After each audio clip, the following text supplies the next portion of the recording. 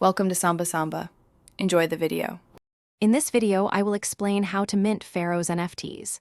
First, understand that Pharos NFTs are unique digital assets, often representing art or collectibles on a blockchain. To start, you'll need a compatible cryptocurrency wallet and enough funds, typically Ethereum, to cover the NFT cost and network fees.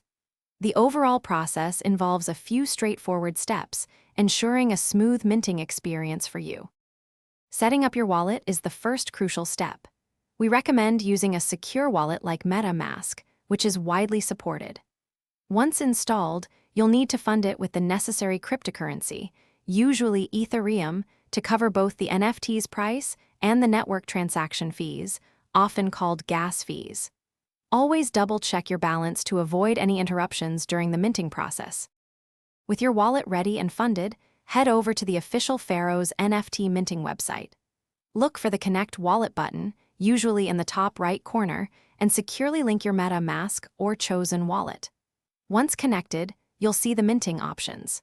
Simply follow the clear on-screen instructions to initiate and confirm your transaction, bringing your new Pharos NFT into existence. Congratulations, you've minted your Pharos NFT.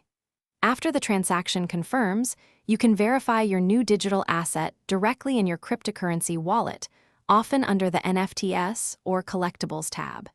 Take some time to explore any unique utility or community benefits associated with your specific Pharos NFT on their platform. Also, remember to check the description below for a link to the Oala water bottle and other great deals to keep you refreshed during your crypto journey. Thanks for watching. Consider subscribing if we helped you.